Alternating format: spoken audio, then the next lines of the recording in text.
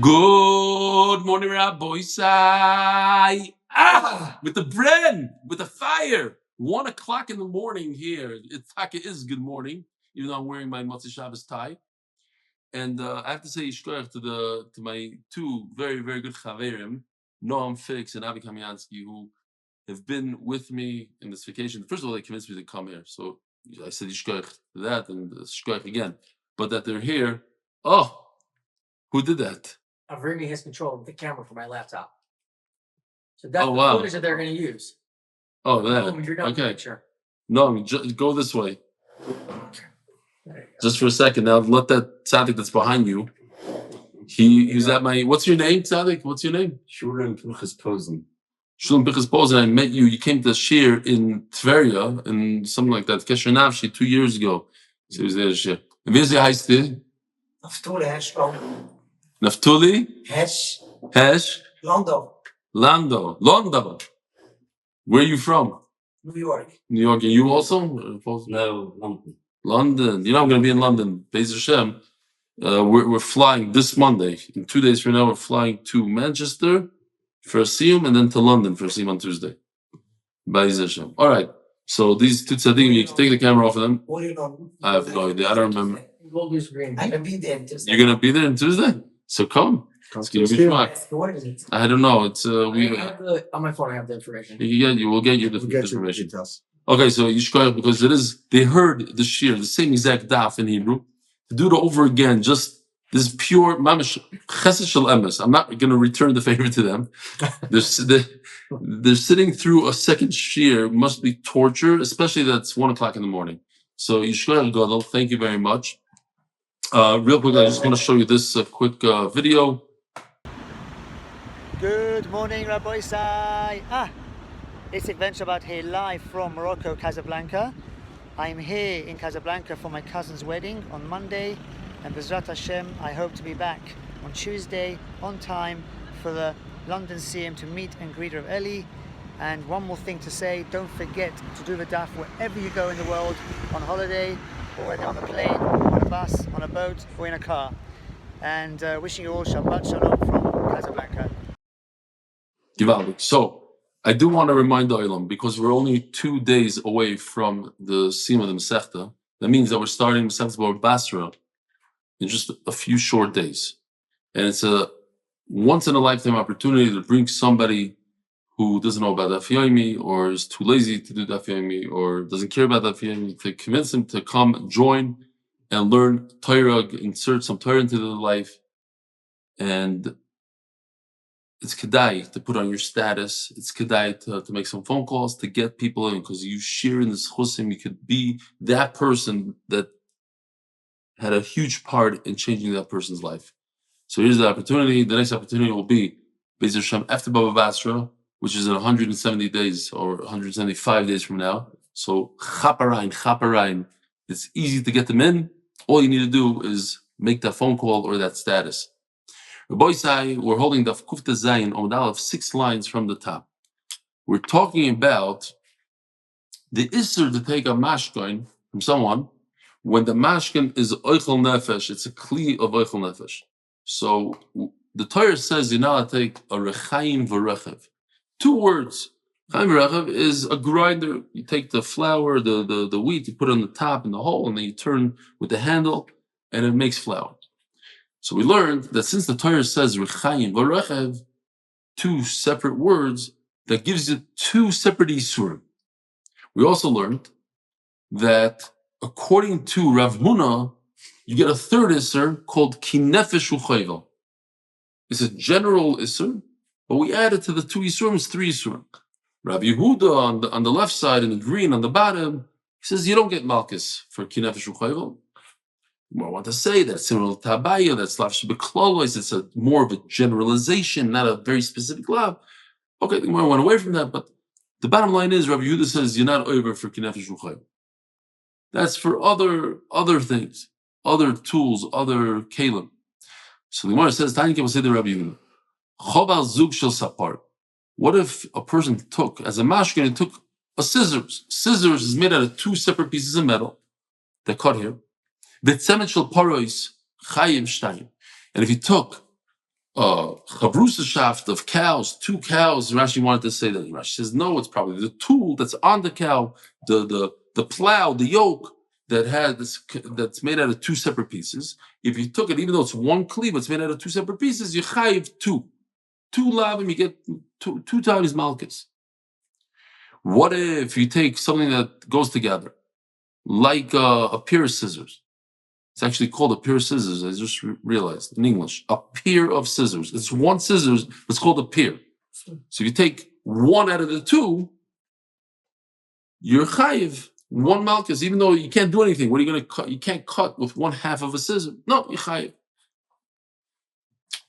So here you see somewhat of the idea that you're chayiv only 2 lavim, not the 3rd. Taisus explains it's not muchach from here yet. Same idea. You took scissors. You took the yoke of the cows. I would think you only chayiv 1. Which is a huge chiddush. Nobody would ever come up with this chiddush on their own, that if you take 1 tool that's made out of 2 pieces, you chayiv 2 isur.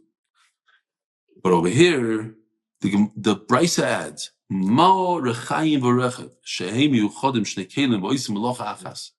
just like a rechaim, that's what we're talking about. We're talking about this tool that grinds wheat into flour, and the Breina over says mufurish only chayiv 2, not 3. That's a raya to Rabbi Yehuda who says you chayiv 2, not 3. I've called dvarim shem shnei kelim yuchodim shvoizim loch achas. End of the story. But the Taisus says you need a combination of the 2 brises. Fine. Says the Gemara,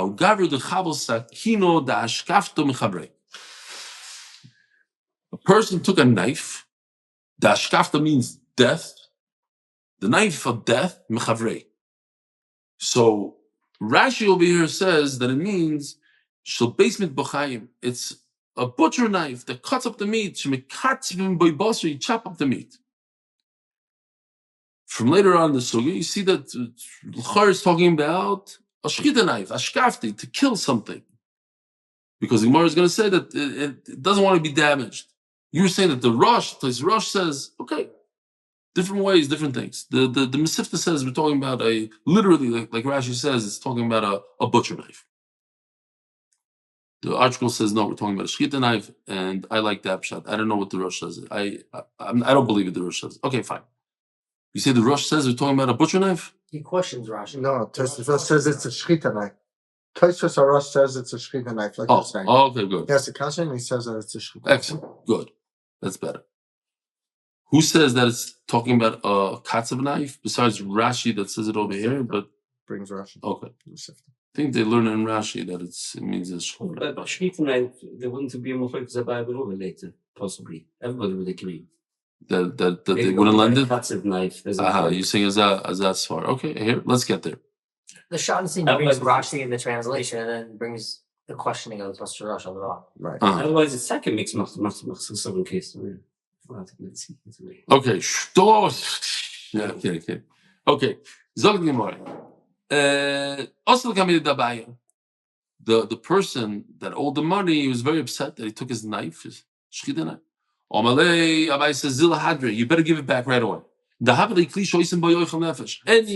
kli that's for food, to live, livelihood, give it back. Now, I just want to point out that before we're still talking about scissors, scissor that you cut, it's a barber scissor, has a hanefesh. So someone explained that even the scissor you can use for food, or maybe the Pshan Rashi, the Rashi said that you make a livelihood from it. You're a barber, you make your living. Parnasa. But is every parnasa hanefesh? You're allowed to do certain malachas and yantiv for hanefesh. You're not allowed to do your parnasa thing. Kids are so. It's a child. Okay. So zog the Gemara.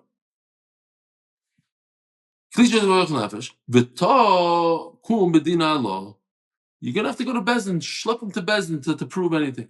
Now, if you have Eidim, great. If you don't have Eidim, so you have to be Nishba Shvuas Esses. I just want to remind the Olam what a Shvuas Esses is. Shvuas Hesses, the Olam here knows Mustama. What's a Shvuas Hesses? Shvuas Hesses means the Shvuah D'Rabban. Because Midaraisa, you only make a Shvuah when you admit a partial admission. Why did we make this? Over here, he's Koifer Bakov. We're still Mechayiv in Shvuas Hesses. Okay. Rava Amar Lo Yitzarach L'Meged Medina Allah. You don't, says Rava, you don't have to go to Bezin. Why? He has a knife that's worth $100. You want it back because it's hanefesh? Okay, so write a star that you owe me $100. I'll give it back to you. But you have to now I have proof that you owe me 100. The value of the knife, that's what you're gonna have to give me. Leslie, what does Abai say that you go to Bezdin and the whole thing? You have a moyer, take a picture of boy side. I'm sure you're gonna enjoy this a lot. Oh, this is Shvuas Hesses, first of all. But here we go. You have these goats that fill themselves up tremendously with this barley, dry barley. The owner of the barley, he grabbed the goats and he made them his. He said they're his until the guy's going to pay up. And he claimed tuva, they ate a lot. He's allowed to use these goats as collateral. You want the goats back? Great. But how much are the goats worth? A couple $100. You owe me a couple $100. Says the Gemara, there's no comparison. When it comes to goats are not something that you rent out or you lend. Who borrows goats? Although I do remember seeing once that even in America, people do rent flocks of sheep. We actually saw it here in Kidnovations. We're on the river, and all of a sudden, this guy had a little enclosure on the river. He didn't let his sheep go anywhere, but he had maybe, I don't want to say 50. No? A lot. And I guess he goes from place to place with them. But some people, they use these sheep to like eat between the trees, eat the dry things in California, etc., etc. Or you see it here in Canada, you see it all over the world. The Olam knows there's a big problem with bees. Bees is a necessity. You can't grow things and fruit without the bees. You need the pollination of the bees. So people rent bees. They have these trucks. You can see them with millions of bees. And people steal them. It's a whole thing because now it's a problem with the bees. Not so many anymore. Fine. But in those days, people did not rent out goats and sheep. So in Baila,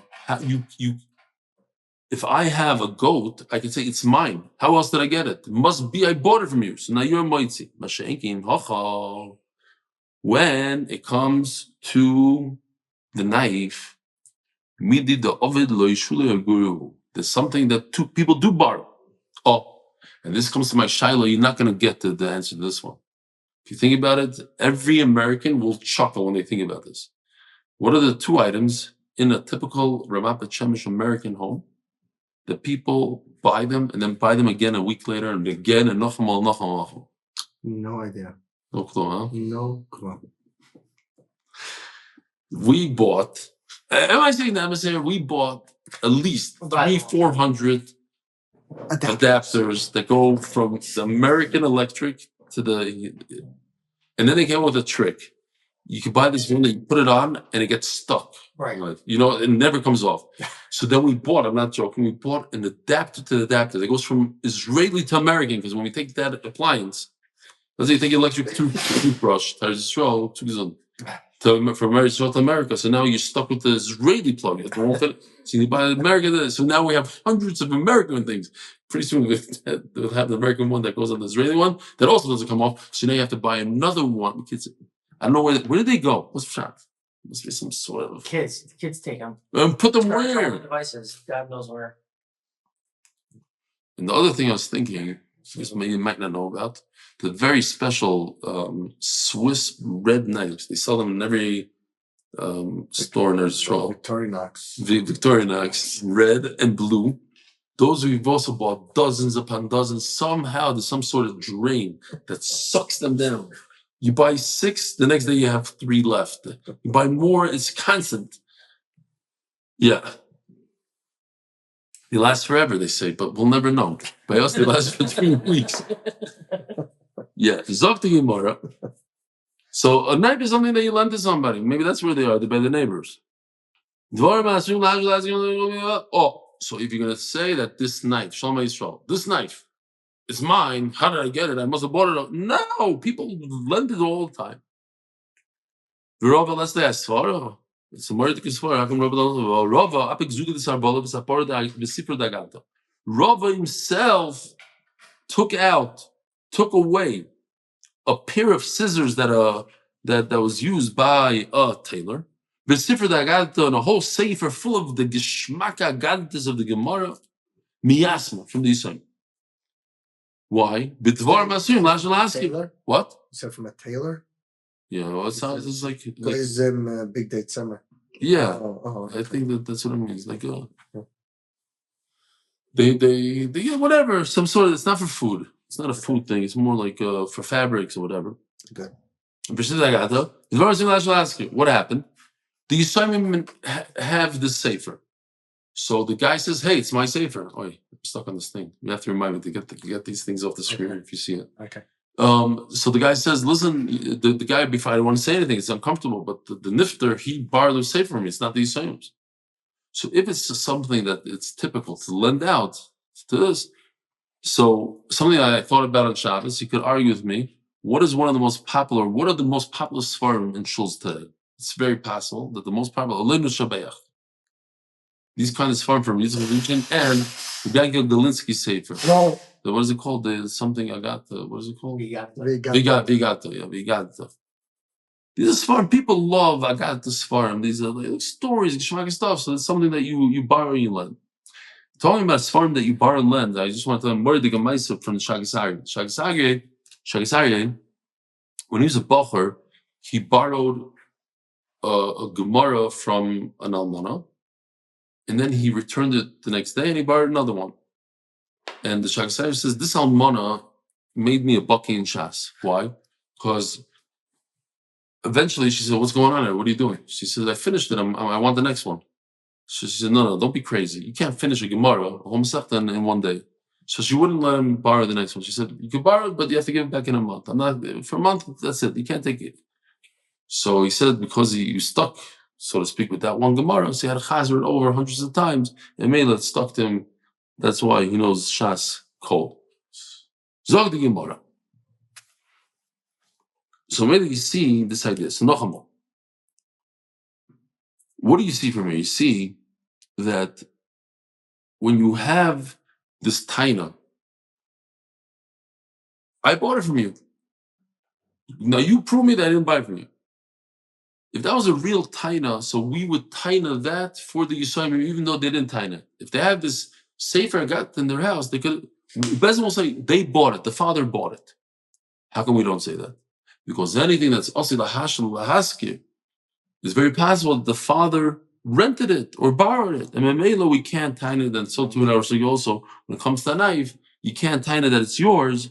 You yourself can't taina that it's yours. Why? Because maybe you borrowed it. Loses the migo. Yeah. Lose the migui. Omar Choraba, Hainami, Kivin de Mipagmo, Kap the Inchvili Moishli. This knife that I thought means a shchita knife, since it's very easy to damage. Rabbi Isai, here's the question. Think for yourself for 10 seconds. How many types of muksa could you name right off the bat? So there's muksa machmas gufoy, which would mean muksa like money. It's inherently muksa. You have muksa machmas isur, which is like a tool. Meals. Candle. A candle. That's noilad. Yeah, the bosses. You have muksa machmas mius. And you have muksa machmas mitzvah. Very good. So that's one. And muksa machmas sorry kid. Very good. Muksa machmas kiss is something that you're worried is going to get damaged. Like one of the mashal, there's two things that usually brings is the pen of a cipher and a knife, a mila knife. Also, a shoichet is very, very careful with shchita knife. It costs hundreds of dollars. They sit there and they don't want it to be nifga. So that's not something you lend out to somebody. You don't lend it out to a friend.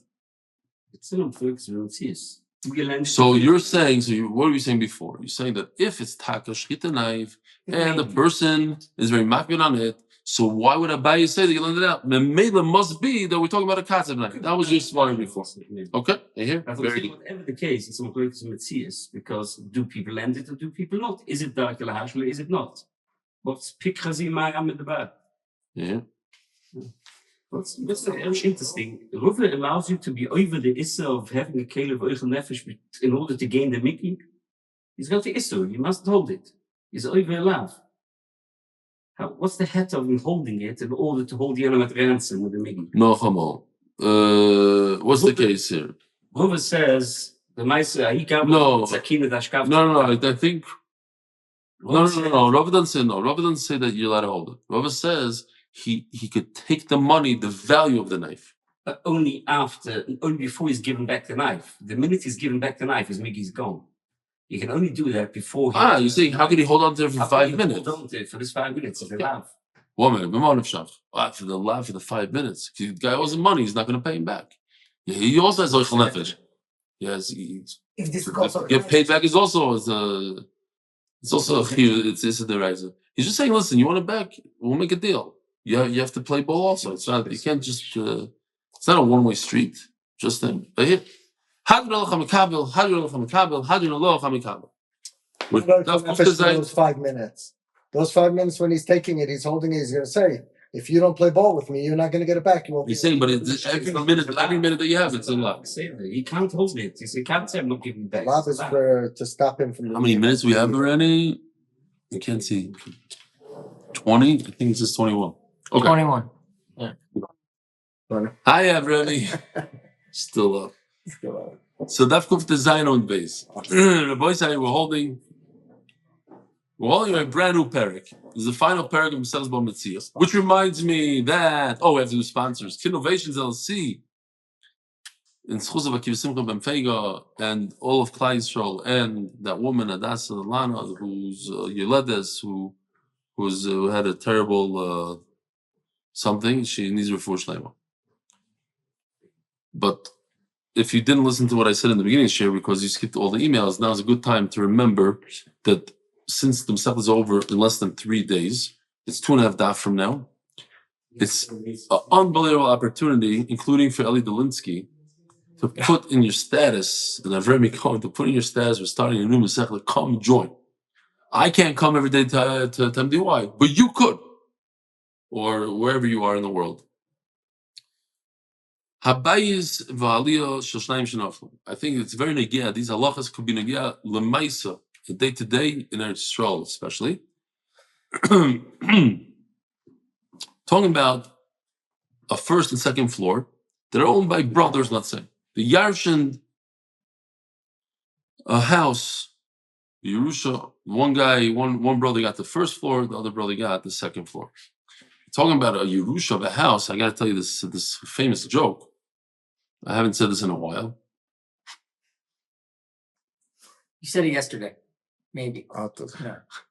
No, it was already today. Was it already today? So the guy goes to be Menachem Oval, his friend. He says, how old is your mother? She says, she was young. She's very young. She's 69. She says, Nebuch, what did she have?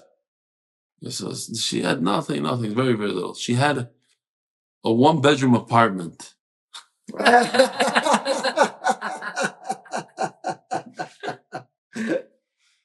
Yeah. Where are you? Remember Chemish when I say these kind of jokes? Yeah. Anyway, Givaldi. Anyway, so she had a 2-story home, and she I don't know if she could leave Yerusha or not, but let's say she could.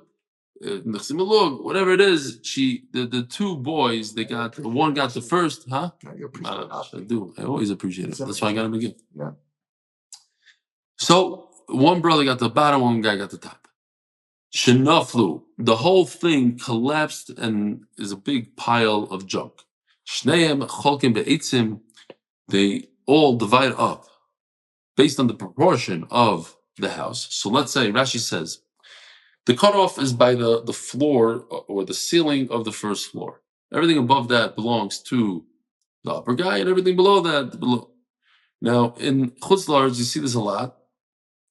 Let's say the first floor is 9 feet tall, the second floor is 8 feet. A lot of times you have them when they build a new house, they do 9-foot ceilings. But that's only in the first. Talking about, let's say, one floor is taller than the other, so maybe it's not a 50-50. So it's all in proportion. They divide the wood, avanim, the stones, and offer and the dirt. This is something to think about, that in those days, they used to fight over what we consider nothing. The dirt. The rubble, the stones, the wood, the leftover wood, because everything had some sort of usage. They could use the wood for, I don't know, for firewood. They could use the stone for maybe building another house. Everything had usage, unlike today. And then I started thinking about it even more, and I realized that I did a little construction at R Yoel. I live on the 5th floor. To get material up to the 5th floor is mamish a joke. You don't do anything. You pay 100 shekel, and the guy comes with the machine. He brings it from 25 miles away. And if you had to do that exact same thing in the time of the Gemara, it would take months to bring dirt up to 5 floors or to travel with wooden beams and all that. And we take it for granted. That just comes. We have the truck, we have the lift, and everything. We live in a Dara Shefa. Everything's cheap, and it comes from China, and garbage. But in those days, they fought over the offer. And this word is very important to the Gemara later. V'royin. We evaluate, where do these stones come from? You can actually take a look and see what happened there. Did they break from the pressure of? They couldn't withstand the pressure of the 2nd floor, so therefore all the stones on the bottom are the ones that broke. So the guy on the bottom is left with broken stones. The guy on the top has whole stones, or perhaps it fell over, not from the pressure, but let's say a wind or something else. So the stones from the top guy, they're the ones that broke into small pieces, and the ones on the bottom are left whole. Let's say he remembers that he painted the inside of his house blue. So everything that has blue, he wants, he says, it's mine. He could take those stones, and we just deduct it from the amount of stones that he deserves, and the Gemara is going to discuss. It says the Gemara, from the fact that the Mishnah says, the word Royan, we evaluate that any simple person could take a look, and we could see, did it break? Did the house fall down because of the pressure, the gravity of the upper floor? Did it fall down from a kick, so to speak, from the wind pushing it over?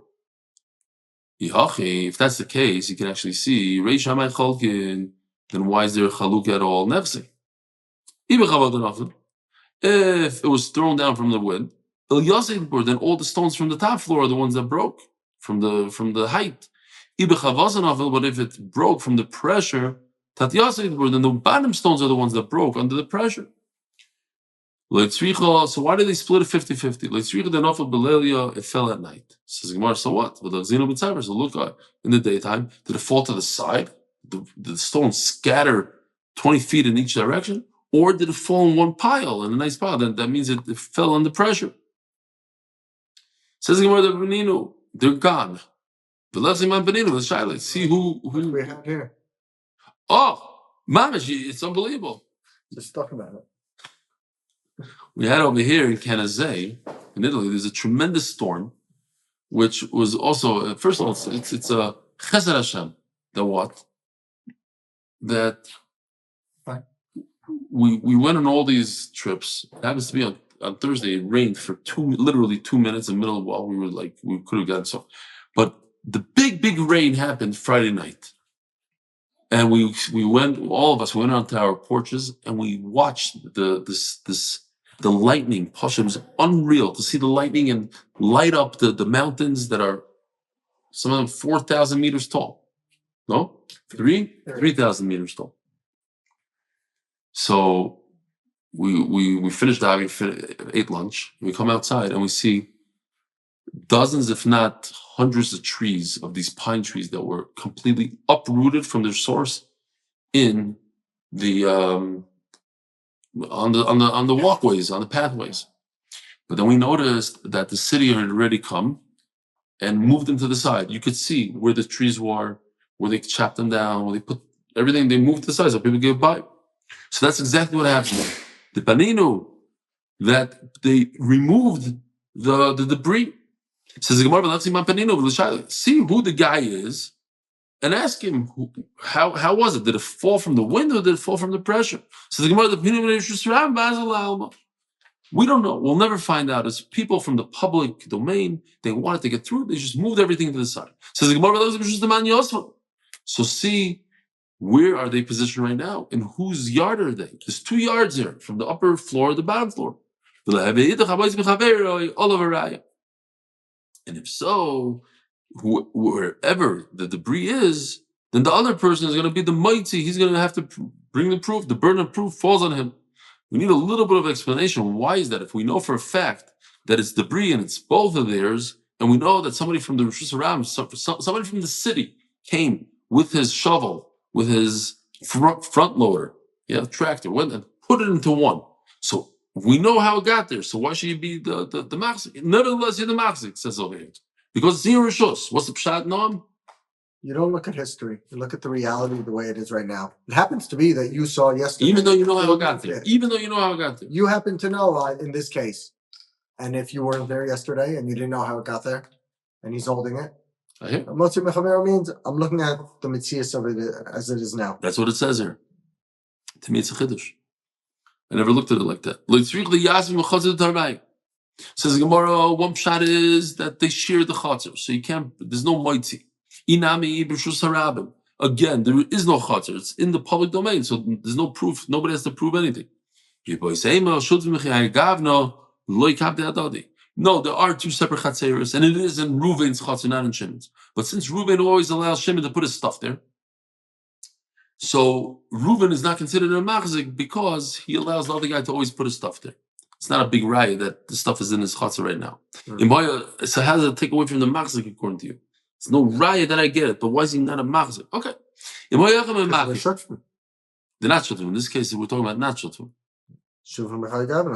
No, shutfim. The shutfim in the building, but they're not makbid in using the other person's chatzar, who's 100% the other person's chatzar. They're not. What happened? I hear noise. That's your computer?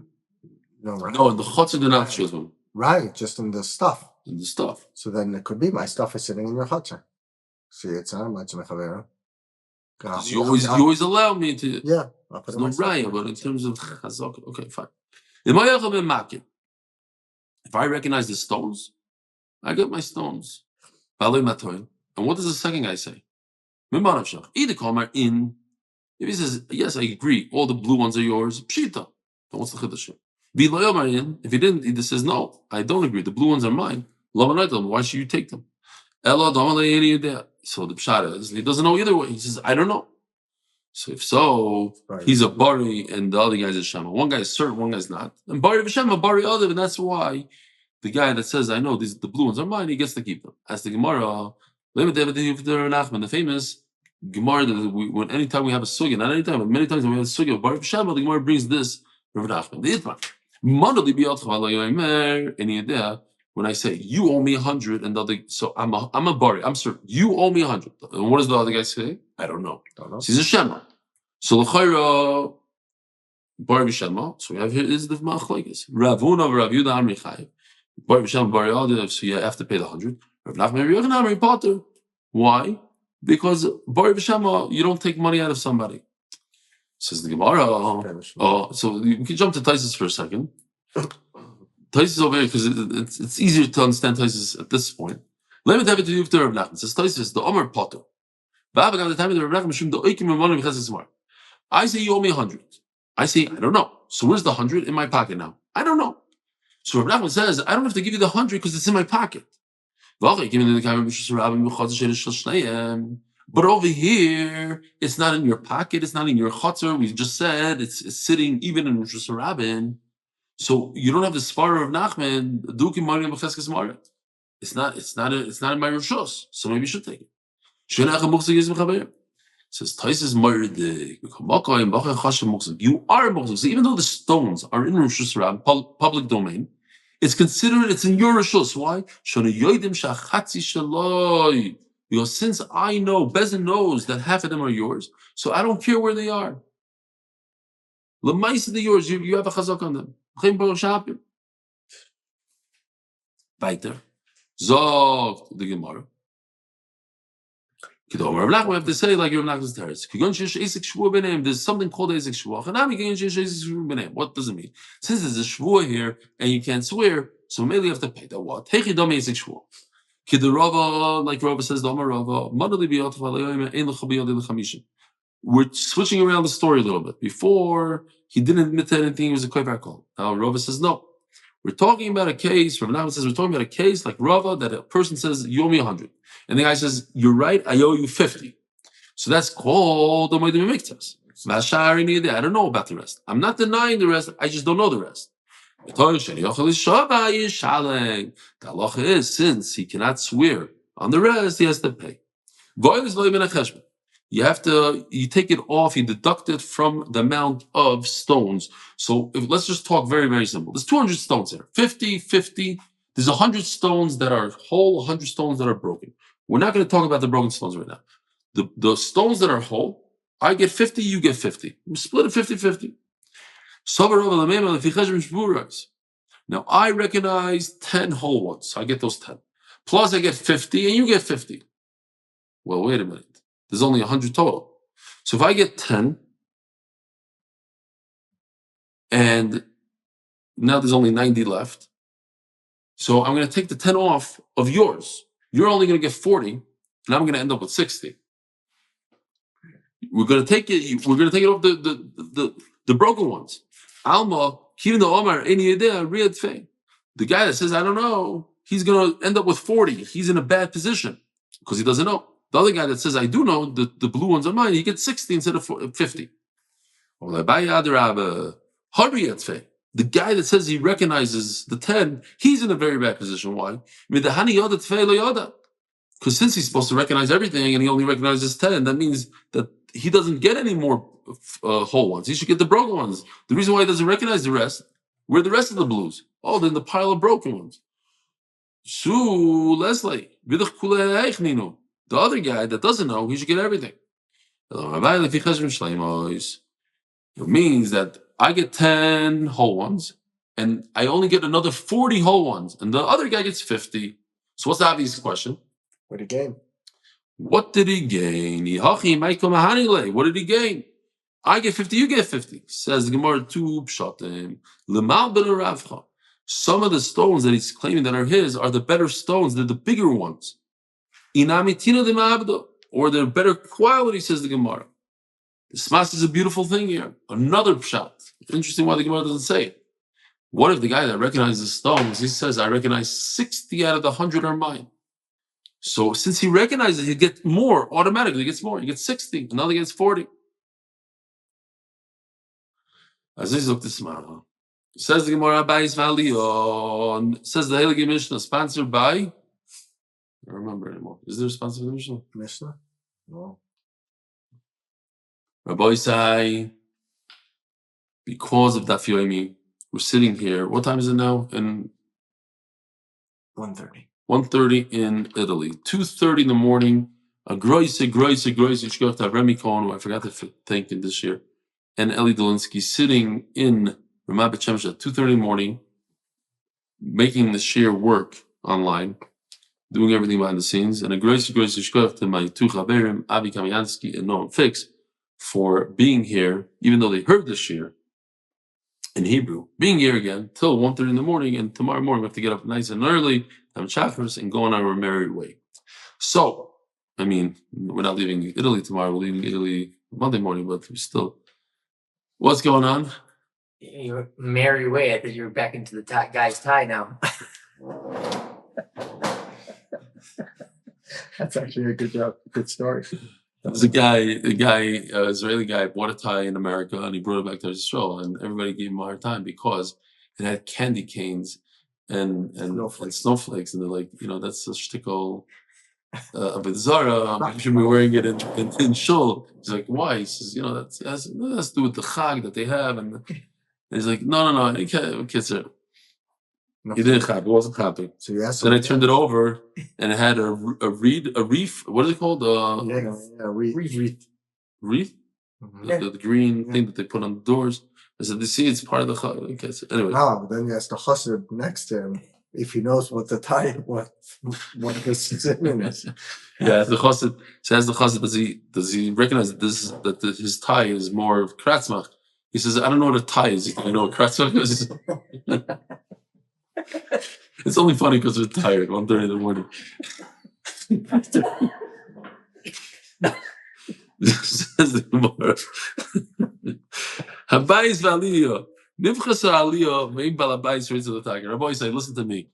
If you know of a woman by the name of Shoshana Stefansky, she's married to Reb Eli Stefansky, my uncle in Monsey. She's the principal of Beis Rachel, I think, in Monsey. Send her regards. Ask her if the story is a Ma'aseh Shaya. Maybe it's not an appropriate story. I should just skip the story. But anyway, since it's Motzei Shabbos, I'll say the story. If you have small kids, please take them away from the video right now. Ma'aseh Shaya, when I was a kid, we both lived in Faragway. My parents and she and her husband lived in Faragway. She had two kids then, I think. And there's a giant hole in her ceiling. What happened was she was doing dishes or something in her kitchen, and suddenly she heard cracking, and a guy inside a full bathtub, you know those bathtub with the feet this came crashing through the ceiling. He was in the bathtub taking a bath. He came flying through. Baruch Hashem, nothing happened to her. He jumped out. Other Mauritian jumped out of the bath and ran up the stairs as if nothing. He was very, very embarrassed, to say the least. And I'm just trying to explain the sugya. How do you have a hole in the middle of your ceiling? And if that doesn't help, here we have a picture that Yossi did, a beautiful picture. You didn't know about the story, but here it is. It's unbelievable. I'm almost have a headache. Pasha, my head is hurting from being up this late and saying whatever. Okay, so here it is. The bed went flying through. This person there eating. Doesn't really happen nowadays, does it? I thought you might say that, and therefore I brought a raya that it does. Here, Rabbi say, maybe we could tone down the sound a little bit. Listen, man, you're gonna come through the ceiling. He's a Ma'aseh Shaya. Ma'aseh Shaya, Rabbi says. I'm calling the landlord. Do you want me to be filming this? Yeah, well, yes. You hear that? Hey! I'm calling the landlord. Have we missed Honey, where'd you go? The lamp is falling out. Babe, they're coming through the ceiling. Oh my god. Oh my god. Hey, we're filming this. Now you use a sawzall. Before using your hand, saw down to sawzall.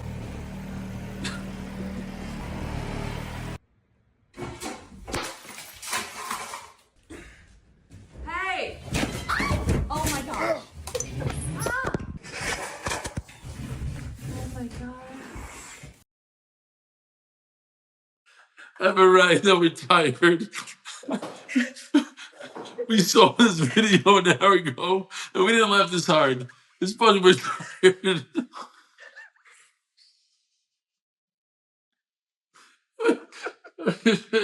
Okay, let's listen to okay. It's a Ma'aseh Shaya. What happened was he was doing work upstairs and he didn't chap. This is shite. His first time doing a job. Don't hire these mishugoyim. You were dressed. Slightly different than my aunt's story. Okay, anyway, I don't remember, Babis, I don't remember laughing this strong in any of the you remember. We're much tired. It's ugly, Mark. Motzei Shabbos in Italy was 10:30. 10:30 at night. In England, it's also, but we're not going to be there for Shabbos, so. You have an upper and lower, and there's a guy that's renting from the guy in the bottom. The guy above is a renter. The guy in the bottom, I don't want to fix it right now.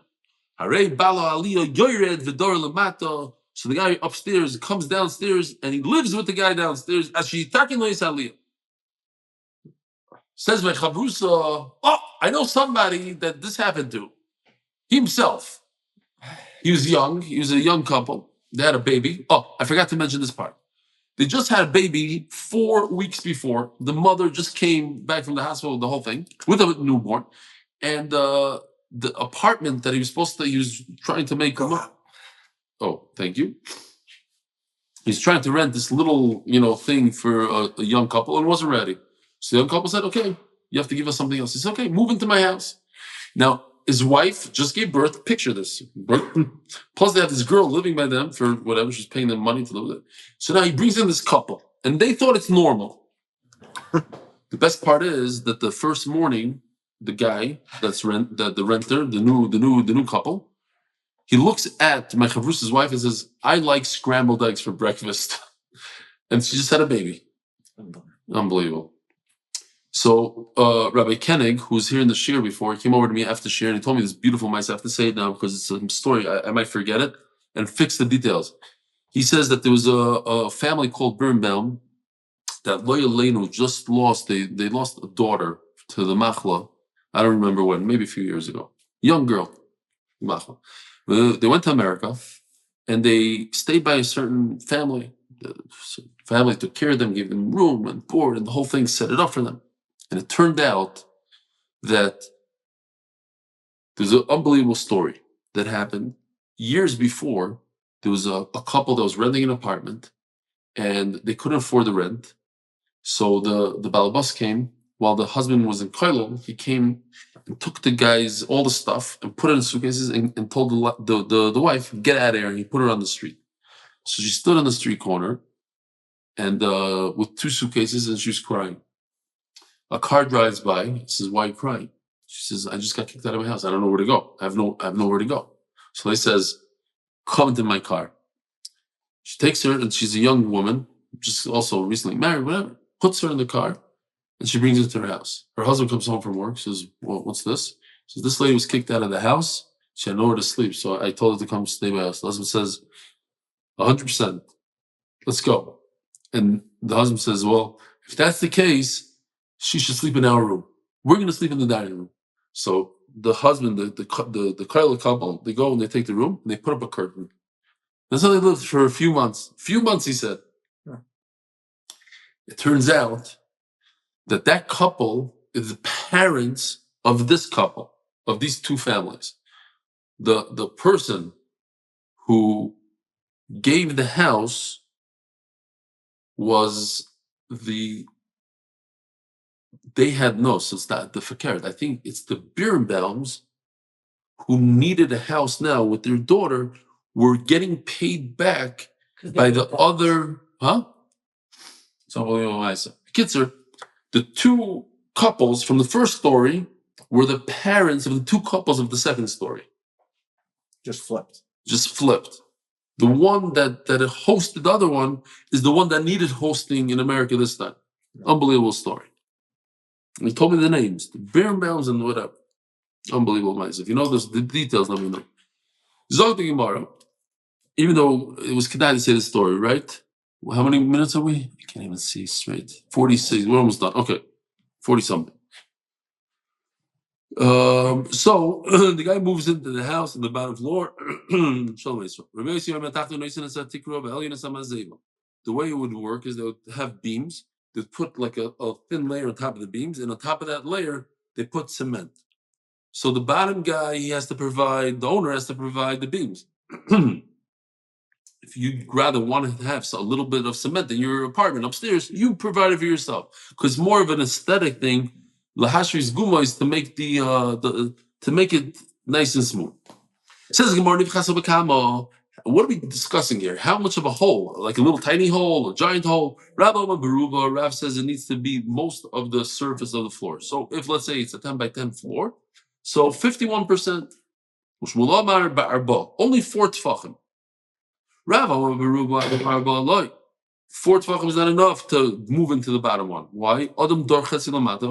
Many people live on 2 floors. So let's say he has a machine. He needs a room for his grinder. So put it downstairs by the balabas. Anytime you need to use a grinder, go downstairs. Anytime you want to do a wash, do laundry, come downstairs.